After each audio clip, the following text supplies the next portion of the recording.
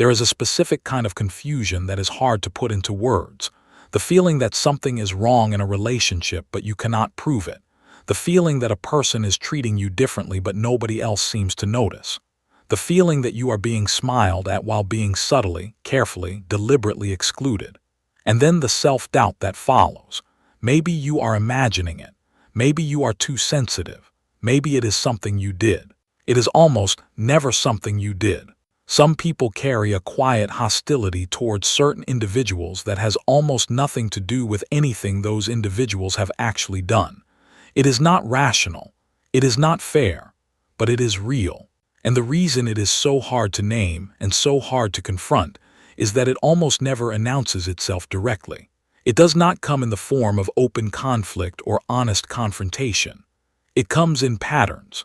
Small, deniable, individually explainable patterns that only become visible when you step back far enough to see all of them at once. What you are about to learn are 5 of the most consistent and psychologically documented behavioral patterns that appear when someone harbors a hidden hostility toward you specifically, not toward the world, not as a general personality trait, toward you. And once you can see them, once you have the language for what you have been feeling without being able to articulate, you will never mistake the pattern for your own imagination again. Sign number 1, selective hostility. This is the first and most clarifying sign because it removes the explanation that gets used most often to dismiss this experience. That the person is just like that. That they are cold with everyone. That it is just their personality. Selective hostility means they are not cold with everyone. They are warm with almost everyone. Laughing, open, engaged, generous with attention and energy. And then they encounter you. And the temperature drops. Not dramatically, not in a way most people in the room would consciously clock, but you feel it. The eye contact that is slightly shorter with you than with others. The smile that does not quite reach the same place. The energy that does not extend in your direction, with the same ease it flows everywhere else in the room. Social psychologists call this effect discrimination. The measurable difference in emotional warmth directed toward different individuals by the same person in the same context.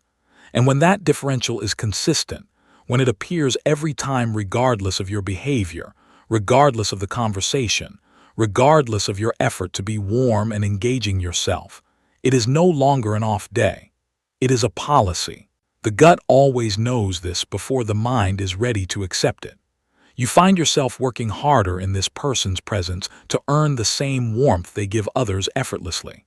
You leave interactions with them slightly depleted in a way that interactions with genuinely neutral people do not produce. And you cannot fully explain why except that something directional is happening, and it is pointed specifically at you. You are not imagining it. The direction is real, and it has nothing to do with who you are. It has everything to do with something unresolved in them. Sign number 2, social invalidation. The idea enters the room through your mouth. It lands. Nobody responds to it. The conversation moves on. And then, somewhere between 5 and 15 minutes later, the same idea enters the room through someone else's mouth. And suddenly it is brilliant. Suddenly it is worth discussing. Suddenly the room opens around it and gives it the air that it needed when you said it. If this has happened to you once, it was probably a coincidence. If it has happened to you repeatedly in the presence of the same person, it is not. Social invalidation is the subtle but consistent practice of erasing your contributions from the shared record of a conversation or a group. It is not always loud. It is often completely silent. An idea ignored is not argued with. It is simply not acknowledged. And the absence of acknowledgement is easier to gaslight than active opposition because you cannot point to what did not happen. You can only feel it. Research in organizational psychology on credit stealing and contribution erasure shows that this pattern is almost always targeted rather than general. The person doing it is rarely unaware, even if that awareness is not fully conscious. They know, at some level, whose contributions they are choosing not to amplify. And that choice is consistent enough over time to constitute a behavior rather than an oversight. The test for this one is simple. Pay attention to whether the pattern is uniform. Does this person regularly not acknowledge ideas in the room, or do they selectively not acknowledge yours? If their selective acknowledgement always points in the same direction and away from you, you have your answer. Sign number 3, reputation sabotage. This is the one that does the most damage and leaves the fewest fingerprints, because it does not happen in front of you. It happens in the conversations you are not part of, in the rooms you have not entered yet, in the context that is being built about you while you are somewhere else being exactly who you are. It does not announce itself as hatred. It announces itself as concern, as casual observation, as the kind of thing a reasonable person might say about someone they know. It sounds like, "I mean, she is fine, I just find her a lot sometimes." It sounds like, "He is smart, I just sometimes wonder about his judgment." It sounds like, "I like her, I just think she can come across a certain way."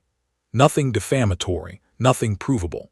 Just a steady, gentle, consistent drip of framing that shapes how other people pre-experience you before you arrive. Psychologists who study reputation and social network dynamics call this narrative seeding, the planting of a subtle interpretive lens through which others will now see your behavior.